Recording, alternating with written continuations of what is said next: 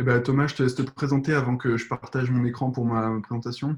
Ouais, bonjour à tous, bienvenue pour ce webinaire. Donc, je me prénomme Thomas Spinardi, je suis kinésithérapeute, je suis également ostéopathe, je travaille beaucoup dans le domaine du sport en tant que kiné. Je suis notamment kiné de l'équipe de Villeurbanne Handball et de l'équipe de France des moins de 19 ans de handball également. Et donc, voilà, je travaille au Centre Vendôme dans le 6e arrondissement de Lyon et je travaille beaucoup, souvent avec le docteur Cognot. On entretient de bonnes relations. Donc, du coup, c'est intéressant de pouvoir discuter tous les deux un petit peu des ménisques aujourd'hui et donner un petit peu notre point de vue et notre façon de travailler à tous les deux. Merci Thomas. Le but c'est que ce soit vivant. Effectivement, n'hésitez pas à poser des questions et on va commencer. Je vais vous partager mon écran avec ma présentation. Donc le thème c'était la gestion des ménisques, notamment dans les lésions associées à une rupture du LCA. Vous verrez que j'ai fait quelques digressions parce que quand on parle du ménisque, c'est un sujet qui me passionne, donc je ne peux pas m'arrêter. Et je vais quand même essayer de le faire dans un temps raisonnable. Donc les ménisques, que ce soit internes ou externes, dits médial ou latéral, c'est des structures clés dans la biomécanique du genou, qui ont un rôle de stabilité et de transmission des contraintes entre un fémur qui est courbe et un tibia qui est presque plat. Les lésions de ménisques posent tout de suite la question de savoir qu'est-ce qu'on en fait. Et la réponse est très claire. Le but du jeu, c'est de conserver la lésion telle qu'elle si on pense qu'elle cicatrise ou de la réparer pour essayer de retrouver un ménisque qui fonctionne bien. Tout ménisectomie où on enlève des petits bouts de ménisque à foison sans se poser de questions doit être un temps révolu. Il reste des indications de ménisectomie, on en parlera, mais le but du jeu, c'est de les garder au maximum, notamment pour la prévention des lésions dégénératives secondaires, donc l'arthrose précoce.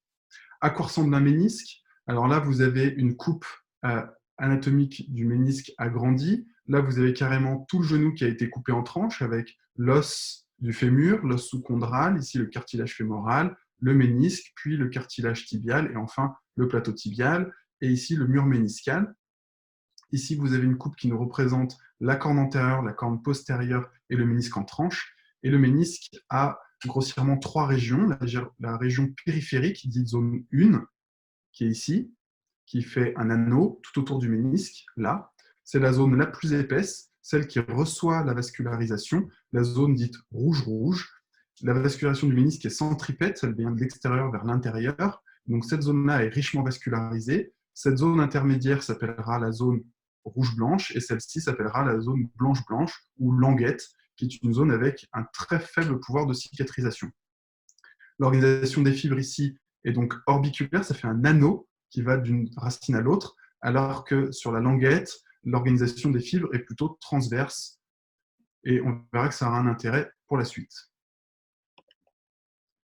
Voici un ménisque externe vu par au-dessus. Il y a dans l'assistance, dans les spectateurs, certains de mes aides opératoires. Je suis très content de les recevoir aujourd'hui. Et donc, j'espère qu'ils reconnaîtront ici le ménisque externe parce que je les bassine à chaque fois qu'on est au bloc pour leur montrer ce petit truc-là, qui est le tendon du poplité qui passe dans le hiatus poplité, qui est un trou dans le ménisque. Et ici, on sait que c'est le ménisque externe parce qu'il a les deux racines qui sont très proches l'une de l'autre, qui forment quasiment un C, quasiment un O, pardon, alors que le ménisque interne a ces deux racines un peu plus écartées, qui forment plutôt un C. Et voici, en vision arthroscopique, à quoi ça ressemble. Donc, on va faire le tour du genou. Là, il y a le palpeur, qui est un espèce de petit crochet mousse que j'introduis dans l'articulation pour aller vérifier les structures. Là, je vais vous montrer donc l'épine tibiale qui est entre les deux racines. Là, on a la racine antérieure. J'écarte le ligament croisé antérieur pour vous montrer que les racines elles s'insèrent en dessous. Ou un peu de sang qui flotte, un peu des petits débris, mais ça se lave au fur et à mesure de l'intervention. Là, ce croisé, vous voyez qu'il est quand même pas très en forme. Voilà, il a quelques fibres de sa gaine notamment qui restent accrochées un peu n'importe où. Là, à côté, on voit le ligament croisé postérieur qui lui est bien tendu, bien joli. Et on a ces fibres qui s'insèrent n'importe où, un peu en nourrice vers le croisé postérieur ou vers le ligament ménisco-fémoral. Et si je retourne mon optique, hop, on regarde ici la face médiale du condyle latéral. Et cette zone qui est censée être l'insertion du croisé antérieur, elle est dénudée. Donc le croisé qui est là, c'est un moignon qui est foutu. On retourne dans notre articulation, et là, derrière, on voit notre tendon du poplité avec le hiatus poplité, ça c'est normal. Et là, par contre, mon crochet va dans une fente verticale, qui est anormal, avec un ménisque qui est trop mobile, et quand je tire dessus, je lui fais passer ce repère qui est l'apex du condyle externe, et donc ce ménisque est trop mobile, il a souffert pendant la rupture du croisé antérieur pendant l'entorse, et donc il va falloir le réparer. Donc les fonctions du ménisque. La stabilisation, ça c'est essentiel, vous le savez. L'amortissement, répartition des contraintes, on l'a vu par sa forme, il augmente la congruence articulaire. La répartition des fluides, c'est un élément annexe, mais comme ça fait un petit joint SPI, ça permet de faire circuler le liquide un peu mieux. Et la proprioception, parce que vous verrez que dedans, il y a des corpuscules qui permettent d'avoir une vraie proprioception. Donc sur la stabilisation latérale, vous voyez qu'une surface arrondie comme le fémur sur une structure plate comme le tibia, ça a besoin de petites cales pour augmenter la congruence articulaire. Et notamment, le ménisque interne, c'est un frein secondaire du tiroir antérieur, le frein principal étant le ligament croisé antérieur. On comprend bien que quand l'accident est violent, on a le frein principal et le frein secondaire qui peuvent être déchirés, d'où l'association extrêmement fréquente de lésions du ménisque interne lors des ruptures du ligament croisé antérieur. La proprioception, voilà les petits corpuscules de Ruffini, je vous en ai mis une coupe histologique juste pour rigoler, mais quand on a donc des méniscectomies, on a une perturbation de la proprioception, et ça chez le sportif, notamment de haut niveau, c'est un vrai problème. Sur la cinématique du genou, les ménisques sont des structures qui sont très mobiles, notamment en flexion, extension et en rotation. Vous voyez que là, sur cette approximation par un dessin, on imagine que le ménisque recule un peu.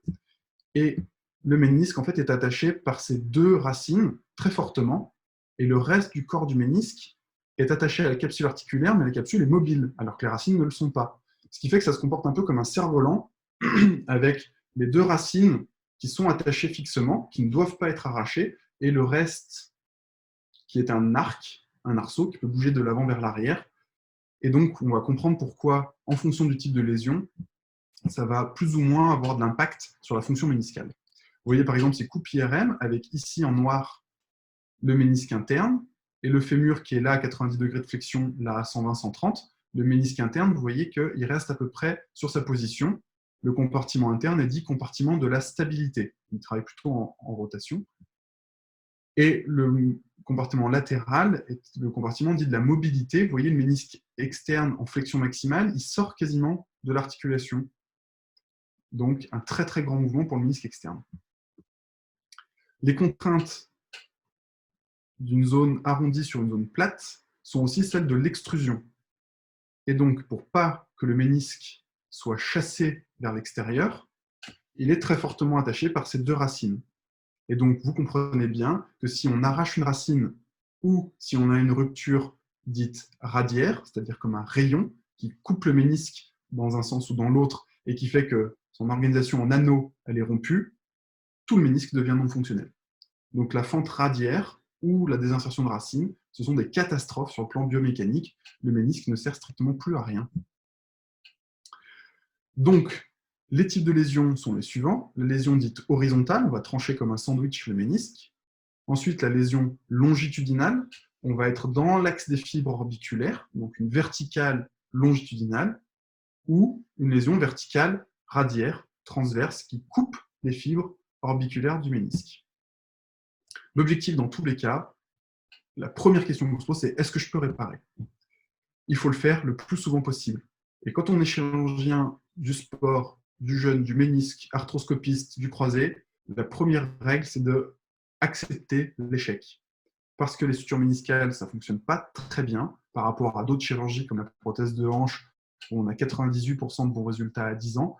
La lésion méniscale, la suture méniscale, malheureusement, on a un taux d'échec qui varie entre 5 et 40% en fonction du type de lésion, de l'âge du patient, de sa consommation de tabac, de son respect des règles de rééducation. Bref, on s'expose beaucoup à ce que ça ne fonctionne pas bien, mais il faut le faire quand même, parce que la balance bénéfice-risque, elle est largement en faveur de la chirurgie. Vous avez compris qu'avec la compression, on crée des forces d'extrusion du ménisque, et donc, selon le type de lésion, on va plus ou moins décharger l'appui pour justement protéger notre suture. La plupart du temps, nos fils de suture vont être résistants, alors que le tissu méniscal l'est moins. Nos fils ne vont peut-être pas bouger, mais si on tire trop fort dessus, ça va simplement déchirer le ménisque à côté, et notre nœud n'aura pas bougé d'un iota. Donc, C'est pour ça que même si le montage est solide, le tissu est fragile et qu'on est obligé d'accompagner ça par un petit temps de décharge pour permettre de faire cicatriser le tissu avant de lui donner des contraintes. Et on comprend également la limitation de flexion, notamment pour les lésions du ménisque externe. Avec une telle mobilité, on va à nouveau tirer sur le tissu qu'on vient de réparer. Les fentes horizontales, elles sont rarement symptomatiques. On les suture si on a un ménisque discoïde, on verra après, ou s'il y a un kyste méniscal, justement parce que cette fente horizontale peut être le point de départ d'une issue de liquide articulaire vers l'extérieur du genou, habituellement vers l'arrière, parce que c'est là où il y a le plus de place. Et quand on va opérer ces lésions méniscales, on va les aviver pour essayer de les fermer, pour justement fermer l'alimentation du kyste. On fait des points verticaux pour fermer une fente horizontale. Et le problème, c'est que ces points, il faut faire gaffe parce qu'ils peuvent faire fil à couper le beurre et créer à leur tour une fente radiaire. Donc, suturer un ménisque, on prend également des risques. Et il faut bien l'expliquer à nos patients. Voilà par exemple un cas d'une lésion un peu complexe avec à la fois une fissure verticale en zone 3 qui va jusqu'à la zone 2 et une fente horizontale en zone 2 qui s'étend vers la zone 1. Et bien là, par exemple, cette zone-là, elle n'a quasiment aucune chance de cicatriser, cette zone-là non plus. Donc on va la réséquer, on réséque cette languette, on se retrouve face à une fente horizontale pure, et quitte à avoir opéré et être là-devant, on la vive et on met des points pour essayer de la refermer. Et voilà à quoi ça ressemble en vue arthroscopique. Ce bout de languette qu'on détache, on a notre fente horizontale au fond, et après on fait ni plus ni moins qu'un saucisson. Voilà à quoi ça peut ressembler une autre vue arthroscopique. Il manquait le coup du palpeur diamanté. Ça, c'est pour aviver. Ça gratte très très très fort. Et on vient aviver les zones pour enlever le tissu cicatriciel de mauvaise qualité, faire saigner pour aviver le ménisque, et ensuite suturer pour permettre une bonne cicatrisation. Une fente longitudinale, donc on continue sur notre patient de tout à l'heure, qui avait son croisé plus son ménisque. Donc là, pareil, notre palpeur diamanté. On avive, donc on gratte. Alors là, ça paraît des gestes immenses, mais il faut bien voir que c'est zoomé. Hein. Là, le genou, il paraîtrait énorme. La tête du palpeur fait 6 mm et demi. Donc, les mouvements paraissent très amples, alors qu'en fait, c'est des tout petits mouvements. Et donc ça, c'est une suture. C'est une encre de suture qu'on appelle All Inside, tout à l'intérieur. Là, le manchon bleu que vous avez ici, c'est une encre dite molle. C'est en fait un nœud qui se déploie tout seul une fois que je l'ai planté derrière ma structure. Ça va faire un point de fixation. Et en fait, on a un nœud coulissant qui se fait entre deux gros points. Donc là, j'ai déjà jeté le premier point ici. Là, je vais mettre le deuxième point. Je le mets en sous-méniscal. Je fais un point horizontal sous-méniscal. Et là, c'est un peu technique parce qu'il faut que j'aille attraper le poplité. Donc, je vérifie que j'ai une bonne tenue avant de jeter mon encre. Là, je trouve que j'ai une bonne tenue. Donc, hop, je pousse et je jette mon encre là-bas derrière. On retire délicatement l'introducteur. Et je vais tirer le premier fil. Donc là, il y a des détrompeurs. Il y a le fil rayé qui sert à déployer l'encre. Donc là, je tire dessus et ça déploie la deuxième encre. Donc là, on voit qu'elle tient bien puisqu'elle ramène le poplité avec nous. Et une fois que c'est déployé, on a donc deux points de fixation, un ici, un là. Et entre les deux, un nœud coulant qui va descendre tout seul. Donc voilà, on a 20 cm de fil à faire dérouler. On y va doucement pour pas que ça cisaille le ménisque. Et tac, ça descend. Voilà. Et là, on a fait un point. Et on voit que ça accroche bien le ménisque. Ensuite, on va vérifier où on en est. Avec le palpeur, on vient vérifier que le ménisque tient bien et que le nœud ne bouge pas. Il y a encore la fente, évidemment, parce qu'elle a peu le temps de cicatriser. Mais là, le ménisque, voilà, il ne vient plus vers nous. Le tendon du poplité, on sait que c'est un endroit qui est très safe pour mettre nos points, pour appuyer. Ça ne crée pas de douleur par la suite. Et c'est un bon repère anatomique pour bien fixer le point. Et derrière, le petit bout de fil qui dépasse, hop, on a un coup de fil arthroscopique. On y va. Et on coupe ça.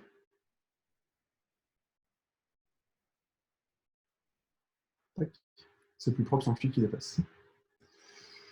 Un autre type de fente longitudinale, quand ça va trop loin, on peut avoir carrément le bout de ménisque qui se luxe, c'est l'anse de saut. Et là, ce morceau de ménisque, tac, il n'avait rien à faire là. On le ramène à la niche et ensuite on peut l'aviver et le suturer. Donc là, vous avez vu une anse de saut luxée dans l'échancrure. Elle n'était pas du bon côté. On commence par la réduire, on regarde sa réductibilité, et si on peut la fixer, et si on peut, on la répare. Alors, l'exemple d'une fente radiaire, on reprend notre anatomie du genou, avec le croisé antérieur et le croisé postérieur qui sont coupés. Là, l'avant est ici avec le tendon rotulien ici. Et les étoiles, c'est nos racines méniscales. Donc, les racines ménisques externes plus fermées que les racines ménisques internes. Il existe plusieurs types de lésions radiaires ou de lésions de racines, donc incomplètes, complètes, on s'en fiche. Le principe, au final, c'est qu'on a rompu l'anneau. Le but du jeu, c'est de faire un tunnel à travers l'os, de mettre des fils dans cette racine pour la réinsérer. À l'IRM, qu'est-ce qu'on voit? Ici, il y a du ménisque, là, il n'y a pas de ménisque. C'est ce qu'on appelle l'image de ménisque fantôme. Là, on a le ménisque externe qui est tout noir, tout joli, et là, il y a un trou tout blanc dans le ménisque interne. On voit aussi que l'os, il est trop blanc, et ça, c'est une souffrance du plateau tibial par un excès de contrainte. Ici, on a le trou dans le ménisque. Comme le ménisque ne fait plus son jeu d'amortisseur, il est extru, et le tibia prend trop de contraintes mécaniques, il souffre, et ça peut aller jusqu'à la fracture de fatigue. Donc voilà à quoi ça peut ressembler chez quelqu'un qui ne s'est pas fait opérer à temps de son croisé, qui a commencé à avoir des lésions dégénératives du cartilage, ça fait des fanfreluches, et là on a la fente radiaire là-bas derrière. On avive, donc on a l'impression de faire un gros trou dans le ménisque, mais c'est parce que le tissu était de mauvaise qualité, donc ça ne sert à rien de réinsérer quelque chose qui ne fonctionne pas. Ici, on a un guide pour mettre une broche dans la racine, là où on veut se remettre. Ensuite, on va mécher autour de cette broche, passer un couteau motorisé et une gratounette pour aviver la zone. Donc là, on voit l'os et un peu de cartilage. Et donc, on a tout ce ménisque qu'il faut ramener en place. Donc là, on a une pince spéciale qui sert à passer des fils de manière à peu près élégante dedans. On passe 2 lassos à l'intérieur de ce ménisque et ensuite, on passe les fils dans le tunnel. Et regardez, quand on va tirer dessus, hop, ça ramène la racine méniscale au bon endroit. Ensuite, on prend un peu de recul pour vérifier que ça ramène le ménisque. Et ensuite, on fixe ces fils à l'extérieur du genou par une petite plaquette et on vérifie avec notre palpeur qu'on a bien recréé une racine. Ces racines, elles sont extrêmement longues à cicatriser. Et donc, c'est pour ça que le protocole de rééducation, il est très pénible par la suite. C'est déjà assez pénible à faire chirurgicalement, mais c'est encore plus pénible pour le patient. Et vu l'état de son cartilage, on est content de lui remettre un ménisque, parce que derrière, il en aura franchement besoin. Ça, c'est des images de la radio de contrôle. Et voilà, par exemple, le contrôle IRM à 6 mois, un patient chez qui on a réinséré une racine qui a bien évolué. D'ailleurs, il va y avoir un détail pour mieux comprendre. Là, tac, on a cette lésion, cette fente. Donc ça, c'est la lésion initiale. Et à côté, la zone, même zone, 6 mois plus tard, cicatrisée. Sur les vues horizontales, ici, vous voyez la fente initiale, le trait blanc, et là, il n'y a plus de trait blanc. Le ménisque est bien réparé. Et cette patiente, la voici, on est à 6 mois de sa lésion. Ouais, elle n'avait pas de croisé associé, c'était qu'une racine, mais j'avais oublié de faire le film chez les patients à qui j'ai fait le croisé. Donc ça, c'est une racine isolée à 6 mois. Elle a retrouvé toute sa flexion, elle n'a pas de douleur, des amplitudes complètes. Vous avez vu au début, sur le plan esthétique, c'est quand même assez négligeable. Les petites astuces que vous devez connaître quand on rééduque, c'est le pie crusting. C'est-à-dire que l'articulation, notamment dans le compartiment interne, elle est assez fermée. Et donc, pour aller accéder à la racine, il faut passer derrière le condyle qui est convexe, qui nous gêne beaucoup. Et plutôt que de faire des grands rails dans le cartilage ou de l'abîmer encore plus, parce qu'on est là pour le protéger, on est des sauveurs de cartilage, on n'est pas là pour l'agresser, on peut être amené à faire un pie crusting. Donc, on met des petits coups de bistouri ou des petits coups d'aiguille, comme sur les gâteaux, pour faire des petites cheminées pour pas que ça gonfle. Et le but du jeu, c'est de créer en fait des petites entorses stade 1, et ça fait coulisser un peu les fils les unes contre les autres, et ça nous donne un peu de jeu, ça nous ouvre un peu l'articulation, on gagne 3-4 mm d'ouverture, c'est très peu sensible pour le patient, nous ça change tout sur la chirurgie, et dans les suites, quelques patients peuvent se plaindre de l'équivalent d'une entorse grade 1 du LLI pendant 1 mois, et après c'est complètement oublié. Les études scientifiques faites là-dessus prouvent qu'il n'y a pas de laxité séquelaire, ça ne pose pas de problème. Je vous parle d'un pyrostomie, on ne met pas un grand coup de bistouri à couper tout le ligament, évidemment. Si on n'a pas pu suturer le ménisque, la mort dans l'âme, il faut se résoudre à en couper des morceaux. Et donc, je vous ai montré là des formes de lésions qui méritent de les couper. Donc ça, c'est une fissure radiaire en zone 3, aucun pouvoir de cicatrisation, la suture bord à bord a aucun intérêt. Donc là, on fait un parage. Là, il est dessiné un peu large. Moi, j'aurais été plus économe, je serais allé de là à là.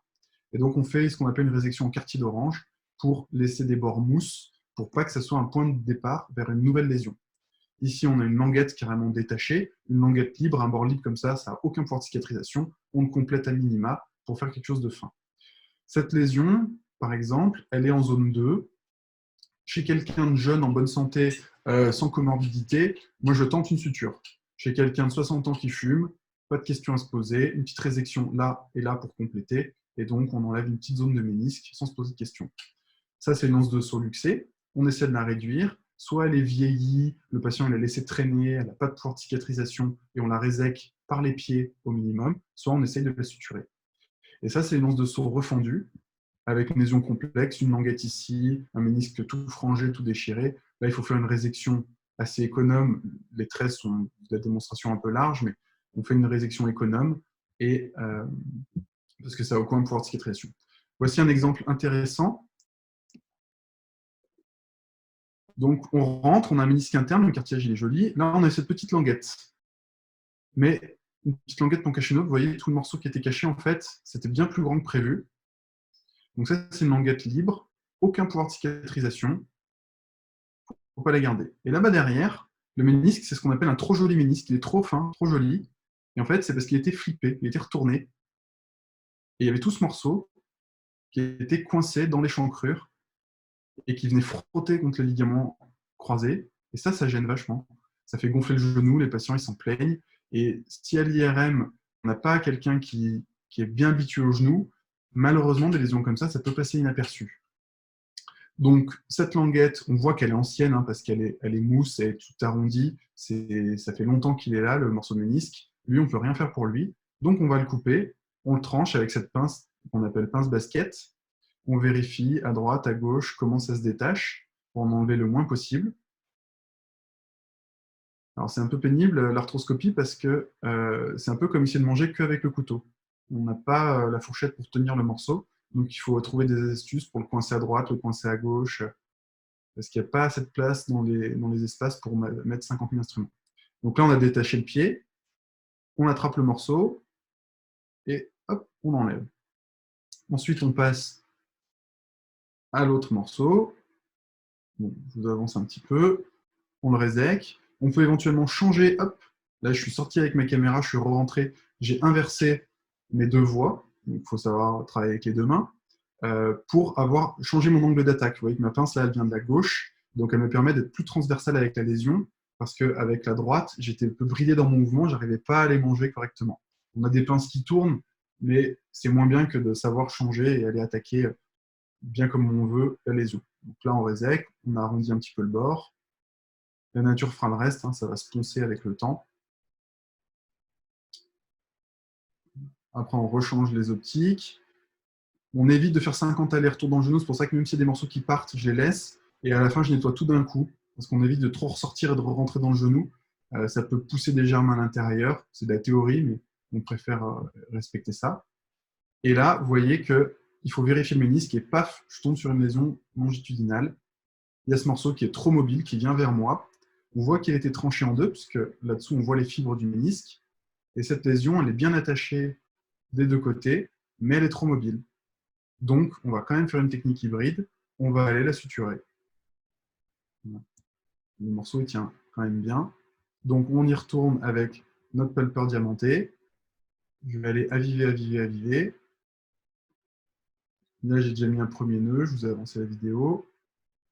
On passe notre petit introducteur. Ça, c'est un autre type d'encre.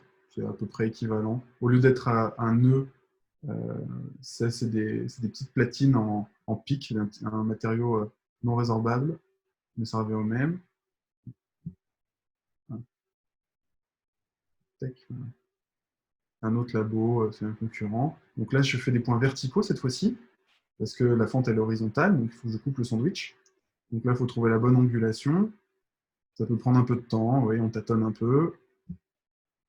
Le tout, c'est d'éviter de faire 50 000 trous avec ces instruments, parce que chaque trou fragilise le ménisque. Ici, je pose un troisième nœud. Vous pouvez vous dire que j'aurais pu couper la séquence, c'est vrai.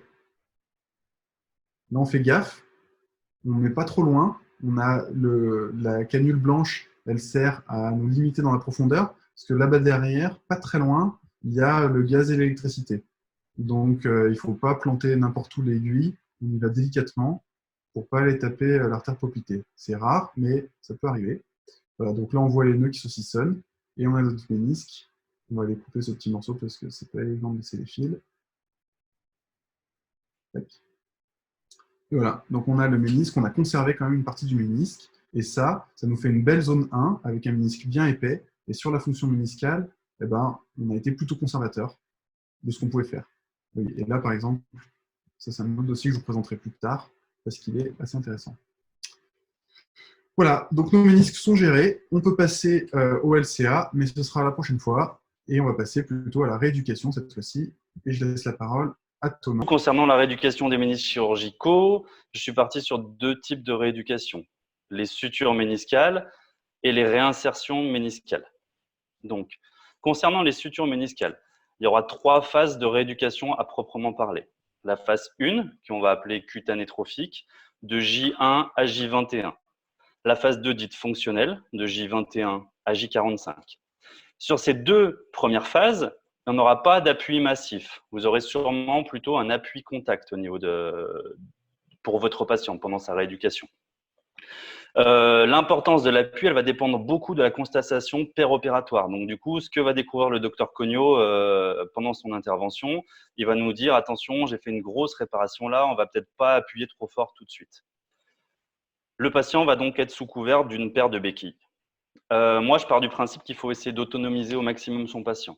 Donc, en général, les 30 premiers jours, c'est béquilles quoi qu'il arrive. Je parle pour les kinés qui sont présents. Souvent, au 30e jour, à peu près, votre patient arrive au cabinet et vous dit quand est-ce que je peux enlever mes béquilles? Traduction de cette phrase j'ai déjà enlevé mes béquilles à la maison. Qu'est-ce que vous en pensez? Est-ce que je peux continuer à les enlever dehors? À vous de voir si votre patient est cortiqué, à vous de voir comment a évolué son genou, etc. Pour lui autoriser à l'enlever au moins chez lui. Il faut que ce soit un petit peu donnant-donnant, que le patient ait l'impression de progresser. Donc, vous pouvez peut-être l'autoriser à l'enlever pour des micro-déplacements de son canapé aux toilettes, etc. Mais par contre, peut-être lui conseiller de garder les béquilles encore dehors pendant un petit moment pour protéger son genou et notamment se protéger des autres. Moi, j'essaie d'aller au maximum vers l'autonomie du patient. Et le but, c'est quand même que les béquilles lui servent à quelque chose et qu'il ne parte pas en balade pour promener ses béquilles en fait, à l'extérieur. La phase 3, elle est dite de réathlétisation. Elle débutera à partir de J45. Donc, la phase cutanée trophique, J1 à J21, dans un premier temps, on va lutter contre l'œdème, contre l'inflammation qui est due au geste chirurgical. Ça a saignoté un petit peu. Souvent, on va avoir des réactions inflammatoires. Donc, du coup, au cabinet, il va falloir, évidemment, c'est assez listé, mais il y a plein d'autres techniques. Le massage du cul-de-sac quadricipital, massage à visée antalgique, à visée vasculaire, du drainage également pour faire dégonfler ce genou. Très important, la mobilisation de la rotule qui va permettre une bonne mobilité de ce genou. Et enfin, la cryothérapie. Alors, pour la cryothérapie, si vous avez la chance d'avoir au cabinet un appareil à cryothérapie, c'est bien, mais si vous n'en avez pas, conseillez à votre patient. Il n'a pas grand-chose à faire dans un premier temps. Il est dans son canapé, conseillez-le et n'hésitez pas à lui dire de glacer au maximum son genou, par exemple 20 minutes toutes les 2 heures. Dans la première phase, on va avoir une récupération de la flexion 90 degrés maximale. Si vous avez la chance au cabinet, c'est une chance, c'est pas tous les cabinets l'ont, d'avoir un arthromoteur de type Kinetec, c'est vraiment appréciable dans la rééducation de votre patient. Pourquoi? Parce que vous allez poser le patient dans le Kinetec, vous allez le programmer à 90 degrés de flexion et vous allez lui donner la télécommande. Et il va être en quelque sorte maître de sa propre flexion et du coup, il aura peut-être un petit peu moins peur, un petit peu moins de douleur également. Donc ça, c'est très intéressant. Dans ce qui est les amplitudes articulaires, ce qui va être important également, la récupération de l'extension stricte. Absolument, absolument, il faut partir en guerre contre le flexum, notamment le flexum antalgique, parce que si le patient commence à avoir des douleurs, commence à se mettre en flexum, la rééducation, elle peut devenir tout sauf un plaisir. Donc, il faut vraiment tout de suite travailler cette extension. Je ne parle pas d'hyperextension, mais je parle bien d'extension. Très important. Si votre patient commence à avoir ce flexum et que le flexum persiste, d'une, quand à J45 en général, il va revoir le chirurgien, vous allez vous faire engueuler. Et deux, le patient va avoir quelques petites complications certainement. Pour la récupération de l'extension stricte, au-delà de la mobilisation, de la libération des ischio-jambiers, du massage du gros poplité, va être importante la levée de sidération du quadriceps. Alors là, vous avez tonnes d'exercices à donner, de l'électrostimulation, verrouillage du genou via le vaste interne. Je n'aurai pas la prétention de vous donner des milliers d'exercices, mais vous en avez plein dans vos cabinets. On va également travailler à l'apprentissage de la marche en appui-contact dans cette première phase. Et notamment, par cette marche, on va travailler l'extension. C'est-à-dire que si vous demandez à votre patient de bien attaquer par son talon, d'essayer de bien dérouler son pas, tout de suite, vous allez stimuler l'extension, donc le quadriceps également.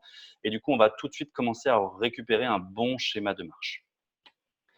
La deuxième phase, qui va être plutôt fonctionnelle, de J21 à J45, on poursuit le travail du cutané trophique. Souvent, il y a encore une petite inflammation, un petit œdème au niveau du cul-de-sac quadricipital, donc à continuer à traiter, à drainer, à mobiliser au maximum. On va continuer le travail de la flexion de genou jusqu'à 120 degrés. Aux alentours de 110 degrés, votre patient, vous allez pouvoir le basculer sur un vélo d'appartement. Le but, là, on n'est pas encore dans le renforcement. Si vous mettez votre patient sur ce vélo d'appartement, n'hésitez pas à le driver. Dites-lui que c'est vraiment de la mobilisation, du rodage articulaire. On n'est pas là pour préparer le Tour de France ou quoi que ce soit. Il faut vraiment, vraiment bouger ce genou. Donc, vous le mettez avec une selle assez haute, peu de résistance, ou zéro, même zéro résistance, pas peu de résistance. Et vous allez continuer à lui mobiliser ce genou. Il va se mobiliser le genou par lui-même sur le vélo. On va intensifier le travail musculaire. Donc, le but va être la lutte contre la myotrophie. Il y aura des travaux isométriques, de l'électrostimulation. Vous, dans votre cabinet, pour les kinés, vous pouvez peut-être commencer un petit peu à travailler au niveau du Kabat, notamment, donc inclure le quadriceps dans des chaînes musculaires. Attention, quand vous faites ce Kabat, ne mettez pas de résistance, pas trop en tout cas de résistance en distal, mettez-la vraiment en proximal, d'accord, pour pas créer d'autres problématiques au niveau de ce genou, de trop gros bras de levier. Ensuite arrive la phase de réathlétisation. Après J45, on a la finalisation de la rééducation, le sevrage progressif des cannes. En général, Docteur Cogno ne me contredira pas, mais en général, à J45, les cannes, il les a déjà enlevées, mais il les amène pour venir vous voir, le docteur, et pour vous montrer qu'il les a bien, mais il les utilise plus trop. Récupération complète musculaire et articulaire. Donc, le quadriceps, on va le travailler en chaîne cinétique fermée, puis en chaîne cinétique ouverte. N'oublions pas de travailler les ischio-jambiers en statique, puis en excentrique. Tous les stabilisateurs de hanche également, abducteurs, rotateurs, les adducteurs également. Enfin, vraiment, il faut une rééducation globale. Il faut partir du principe que votre patient, il a fait un désentraînement. Donc, il va falloir restimuler au maximum tout ça. Le début de la pliométrie, de la proprioception, ça c'est important. Il faut y aller vraiment progressivement. Comme tout à l'heure, quand je vous parlais des béquilles, il faut être à l'écoute de son patient. Il faut que le patient soit à l'écoute de son corps. Je trouve qu'il n'y a pas meilleur retour que le patient, en général. Quand il vous dit que ça va, il faut le croire. Et quand il a un problème, il ne faut pas faire le fou et continuer à forcer. Il faut aller chercher. Nous sommes kinésithérapeutes, donc du coup, la thérapie manuelle, je trouve que c'est vraiment très important. Il ne suffit pas que de le mettre sur des machines ou que de lui faire du vélo. Vous avez un patient qui a été immobilisé ou pas, qui a en tout cas moins bougé son genou, du coup qui a perdu un schéma de marche, du coup il y a eu beaucoup d'enraidissement un petit peu de partout. N'hésitez pas à aller regarder un petit peu du côté de la cheville en thérapie manuelle, membrane interosseuse. N'hésitez pas également à aller libérer un petit peu le genou si besoin, notamment sur les travails de rotation. La rotation interne lors de la flexion, elle est plutôt assez importante, etc., etc. J60, vélo et natation. Quand je parle de vélo, je ne parle pas du vélo d'appartement qu'on avait déjà repris, mais du vélo d'extérieur. Pour la natation, le pied dans l'axe, on évite les mouvements de bras dans un premier temps, mouvement de battement de pied. J90, course à pied. Alors la course à pied, moi je trouve c'est important de bien suivre son patient. Je m'explique. Soit vous avez du temps au cabinet, vous allez courir avec lui au parc de la Tête d'Or, ça vous fera pas de mal au parc de la Tête d'Or. Excusez-moi pour les non-lyonnais au parc proche de chez vous. Soit vous donnez vraiment un protocole de rééducation à votre patient. Parce que vous aurez beaucoup de patients qui oublient qu'ils sont en complet désentraînement et qui vont vouloir courir tout de suite refaire leurs 10 bornes qu'ils faisaient classiquement tous les dimanches. Mais en l'occurrence, c'est là qu'on va avoir des problématiques. Donc n'hésitez pas à faire reprendre. À titre personnel, j'aime les faire reprendre sur des sessions de 2 minutes environ. Je vous explique. En gros, je fais 2 minutes de course à pied, 2 minutes de marche, 2 minutes de course à pied, 2 minutes de marche, 2 minutes de course à pied, 2 minutes de marche. Ce qui fait à peu près 6 minutes de course à pied lors de la première session. Quelques jours plus tard, je vais demander la même pratique, mais plutôt en allant sur 10 minutes. Et puis après, on va augmenter progressivement le temps. Au lieu des 2 minutes de course, on va passer sur du 3 minutes, etc., etc. Le patient est désentraîné. Pourquoi pas, pendant 3 mois, il n'a rien fait. Pourquoi pas, si c'est un coureur, lui changer peut-être un petit peu sa façon de courir. Pour ceux qui ont fait un petit peu des écoles de minimalisme ou de choses comme ça, ça serait peut-être intéressant d'aller chercher un petit peu à corriger un petit peu la foulée du patient. En effet, je m'explique. On sait que lors de la foulée minimaliste, les stress mécaniques s'effectuent plutôt sur le tendon d'Achille et plutôt sur le pied et libèrent au maximum le genou, la hanche et les lombaires. Donc du coup, pourquoi pas commencer progressivement à lui introduire un petit peu ça, surtout si votre patient est bien cortiqué, ça aide beaucoup. Attention, je ne dis pas au patient courez sur la pointe des pieds, j'essaie de l'accompagner encore une fois. Il y a 2 choses à dire à votre patient. La première chose, c'est essayer de faire moins de bruit quand vous courez. Et la deuxième chose, essayer d'être à 3 pas minutes ou environ 3 pas secondes, pardon, ou environ 180 pas minutes. Et en fait, juste de donner ces 2 informations, le patient va basculer un petit peu sur l'avant-pied et du coup décharger genoux, hanches, bassin et lombaire. Par contre, tout de suite, ne lui changez pas les chaussures, n'achetez pas tout de suite les Five Fingers, etc. Commencez avec les chaussures ou s'il a des chaussures neuves qui commencent comme ça. Et il faut que ce soit évolutif. Il doit apprendre à courir. J120, donc 4 mois, reprise de l'activité sportive. Normalement, il doit avoir aucun problème, aucun souci, aucune appréhension. Évidemment, dans votre rééducation, vous aurez orienté votre pratique sur son activité sportive. Moi qui m'occupe de handballeurs, je ne vais pas leur faire du tir à l'arc ou des choses comme ça, quoi. Il faut commencer à le mettre en condition. Pour ce qui est de la réinsertion méniscale, on va plutôt avoir 4 phases. La phase 1, qui est cutanée trophique, c'est la même que tout à l'heure, mais elle va durer plus longtemps, de J1 à J45. La phase 2 de reprise et la phase 3 dite fonctionnelle dure de J45 à J75. Et la phase 4 dite de rathlétisation commencera à partir de J75. La différence sur la réinsertion méniscale, c'est que vous n'aurez pas d'appui pendant 45 jours. Sinon, tout le reste est pareil, la lutte contre l'œdème, etc. Je ne vais pas vous refaire, c'est exactement la même diapositive, mais pas d'appui pendant 45 jours. Comme on n'a pas d'appui pendant 45 jours, il faut faire attention à la récupération de l'extension stricte. C'est là qu'il va falloir travailler. Parce que votre patient n'ayant pas d'appui, il va avoir tendance à se mettre beaucoup plus en flexum. Donc, hyper vigilance là-dessus. La phase fonctionnelle de reprise d'appui, donc on poursuit le cutané trophique et il y a une récupération de l'appui. Donc, le protocole du Dr Cognot dit 1/4 du poids du corps la semaine 7, la moitié du poids de corps la semaine 8, 3/4 du poids de corps la semaine 9 et l'appui complet se fera en semaine 10.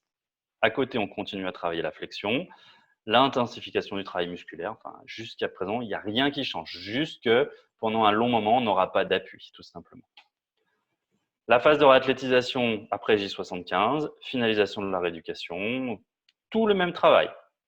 Sauf que là, cette fois-ci, au lieu que ce soit à J60, on attaquera plutôt à J75 le vélo et la natation. Donc, dès les premiers entraînements, dès J75, si votre patient va bien, on peut attaquer le vélo en extérieur et la natation. J90, course à pied. J120, reprise de l'activité sportive. Globalement, ça se ressemble beaucoup les deux. Juste le non-appui, l'interdiction d'appui pour la réinsertion méniscale.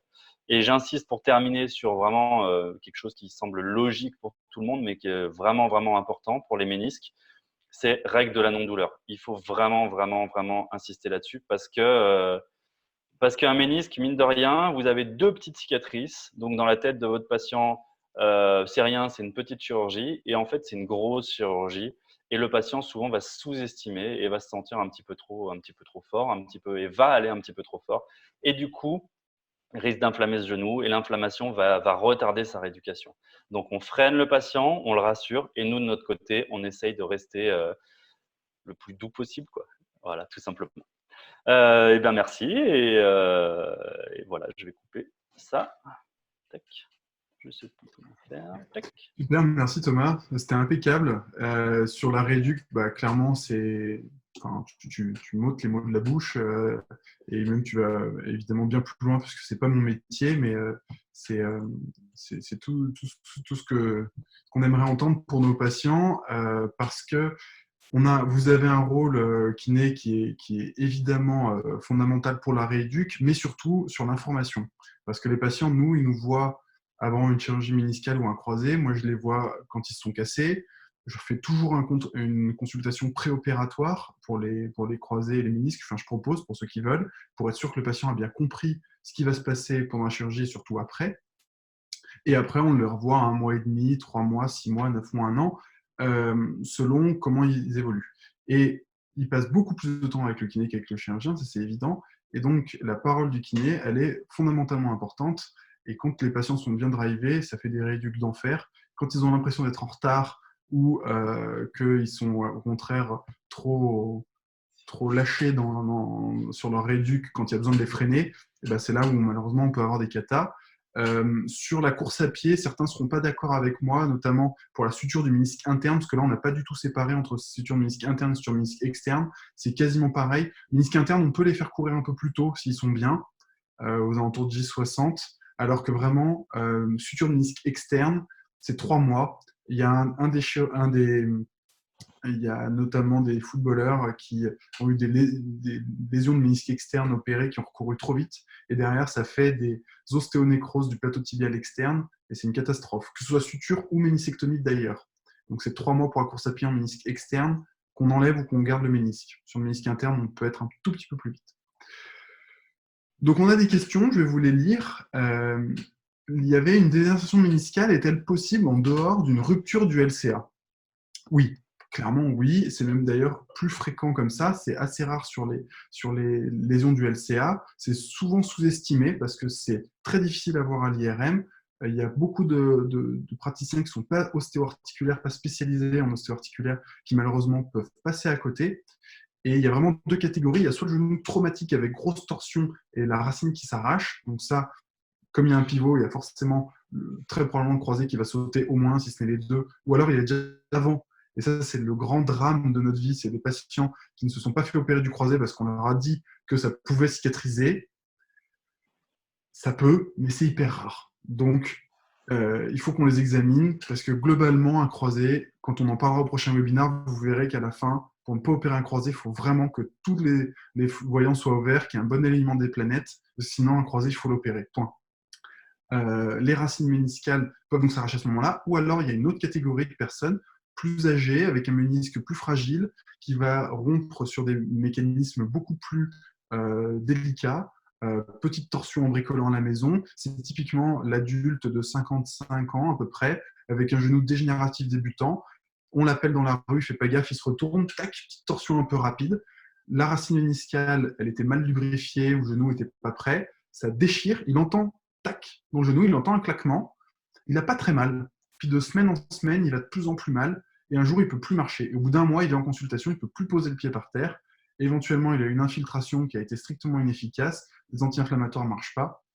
Et donc là, il y a une indication chirurgicale. Est-ce que toutes les racines sont chirurgicales? J'ai tendance à dire oui, même si c'est faux. Pourquoi? Parce que la balance bénéfice-risque, elle est très favorable. C'est-à-dire qu'en termes de prise de risque chirurgicale, c'est hyper faible. Le seul truc qui est pénible, c'est les suites opératoires dont vient de vous parler Thomas, qui sont très très longues et très pénibles pour le patient. Mais 3 mois après, il a oublié sa rééduque. Si le ménisque il est en place et qu'il fonctionne bien, on a gagné 10 ou 15 ans sur l'arthrose. Une rupture de racine méniscale, les études sont un peu discordantes, mais dans les pires études, on annonce jusqu'à 80% de dégénérescence arthrosique menant à la prothèse de genou dans les 5 ans. 4 patients sur 5 qui finissent avec une PTG au bout de 5 ans. C'est monstrueux. Et on arrive à diminuer ce taux de moitié, au moins, avec une chirurgie de réinsertion qui fonctionne bien. Donc pour moi, oui, ça vaut le coup. Ensuite, quelles sont les irradiations d'une douleur méniscale, médiale et latérale? Eh bien, autour du genou. Je ne sais pas ce que tu en penses, toi, Thomas, quand tu as les patients qui ont des lésions, ils disent quoi quand C'est difficile. Déjà, ouais, c'est souvent sur l'interligne articulaire, sur la palpation, en fait, où tu vas aller chercher un petit peu. Après, c'est vraiment des tests spécifiques. Et le ménisque, c'est un peu un fourre-tout, quoi. Si le patient a une douleur au niveau à l'interligne, tout de suite, tu vas penser au ménisque. Et en l'occurrence, je pense que nous, en tant que kiné, on n'est pas très très bon pour tester tout ça parce qu'on n'en voit pas assez, quoi. En fait, il faut en tester 1000, 2000 pour le savoir. Donc du coup, les irradiations, vraiment, ça peut être, ouais, moi je dirais sur l'interligne articulaire. Après, ça peut descendre un petit peu plus bas, notamment sur la patte doigt, des choses comme ça, mais plutôt Voilà, sur en fait, l'interligne articulaire. ouais, ça irrite le ligament interne, surtout quand il y a des languettes luxées qui viennent se basculer et qui irritent le ligament collatéral médial. Ça fait des irradiations qui se projettent tout le long du LLI, surtout vers le bas. Ça peut faire croire à des pas de doigts. Quand on a des morceaux luxés, on a même des patients qui viennent avec des diagnostics de tendinite de la patte de doigt, alors qu'en fait, c'est des morceaux de ménisque qui sont coincés sous le LLI, qui irritent à cet endroit-là et qui font toute cette région un peu douloureuse. Euh, et deuxième piège, comme le patient a mal, il force moins, il commence à faire une hémiotrophie du quadriceps et il finit avec un syndrome douloureux rotulien.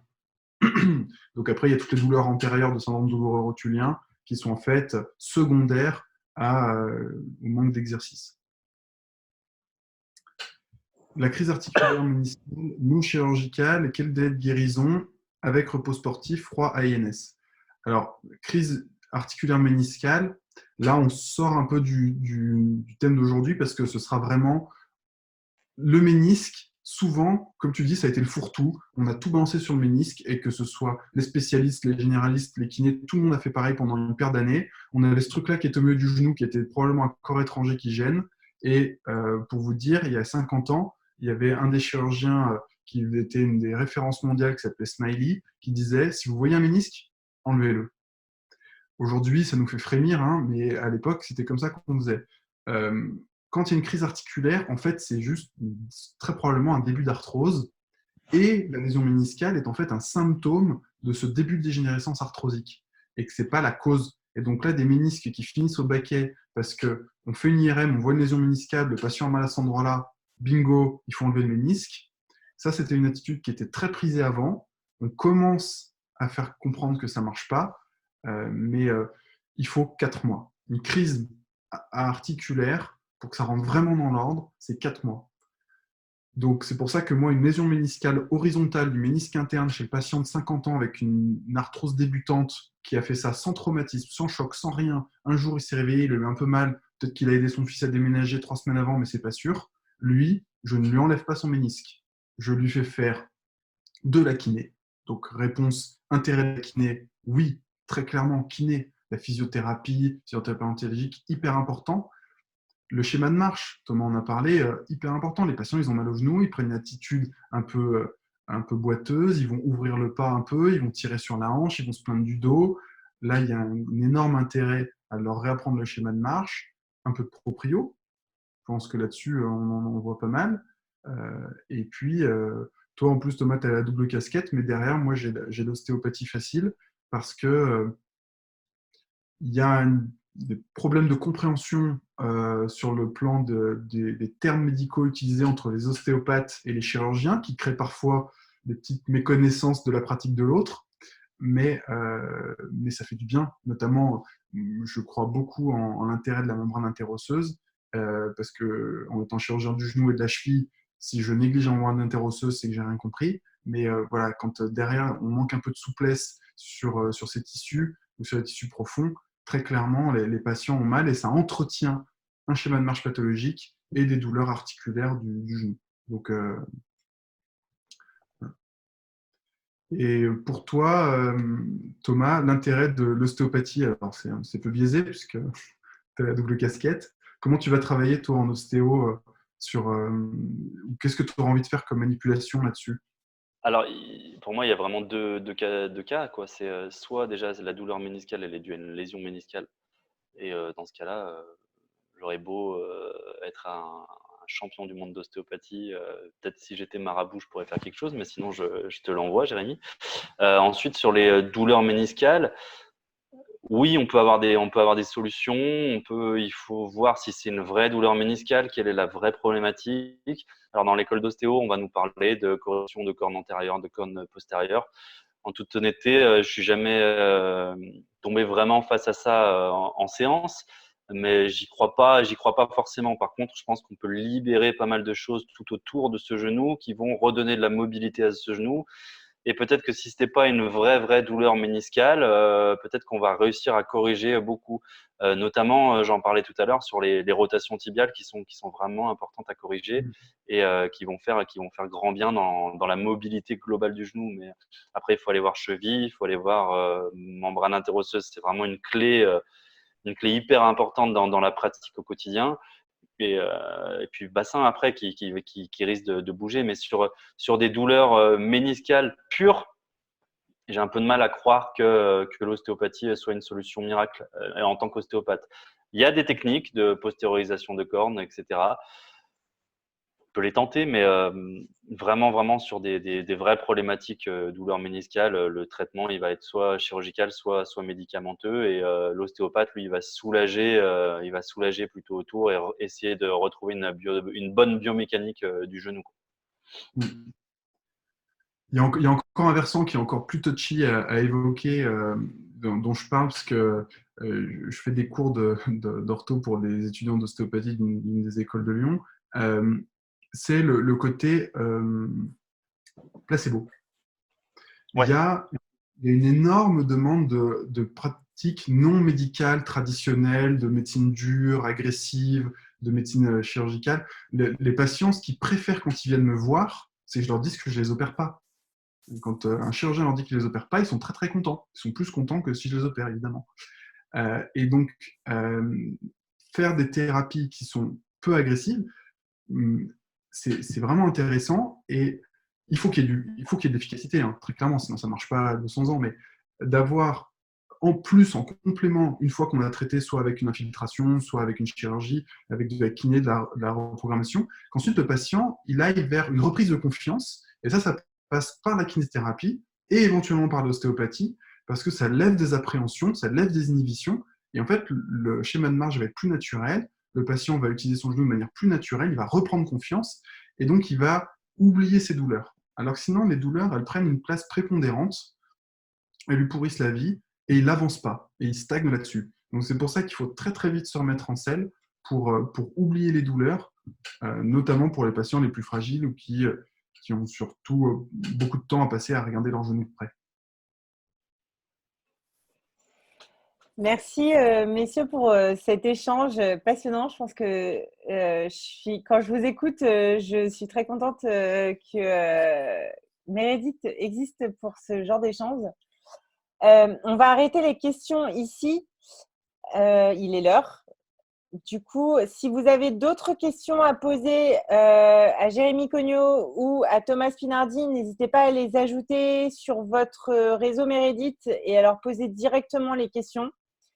On a une autre conférence sur cette série qui est programmée pour le 11 juin et qui sera un peu la deuxième partie. On gardera le cas du skieur de 30 ans. On parlera des gestions du LCA et du LAL. Merci beaucoup pour cette conférence et je vous laisse le mot de la fin. Eh ben, je vais commencer. Merci à vous, merci pour l'invitation, merci Jérémy pour l'invitation, merci Stéphanie pour l'organisation de tout ça. Comme disait Stéphanie, n'hésitez pas si vous avez des questions, on tâchera d'y répondre. N'hésitez pas sur la plateforme Meredith, vous pouvez nous contacter. Et puis voilà, et puis à très bientôt sur d'autres webinars ou ailleurs. Et bonne fin de confinement à tous. Merci Thomas, merci Stéphanie. C'est toujours un plaisir de faire ces conférences et de pouvoir apporter des réponses concrètes. J'espère qu'on l'a été. J'espère que ça va vous aider dans votre pratique. C'est le but du jeu. On n'est pas là pour s'écouter parler. On espère répondre à des vraies questions pour vous. Vous avez remarqué qu'on est allé plus loin que juste le cas du skieur de 30 ans. Ça me donne une trame. La prochaine fois, on reviendra sur lui, puis peut-être qu'on fera quelques digressions autour. Et ensuite, on pourra avoir le skieur de 30 ans qui a pensé à se faire opérer, puis le skieur de 30 ans qui a oublié de se faire opérer. Et je vous montrerai des dossiers assez passionnants sur comment ça peut évoluer, malheureusement, si on ne fait pas les choses à temps.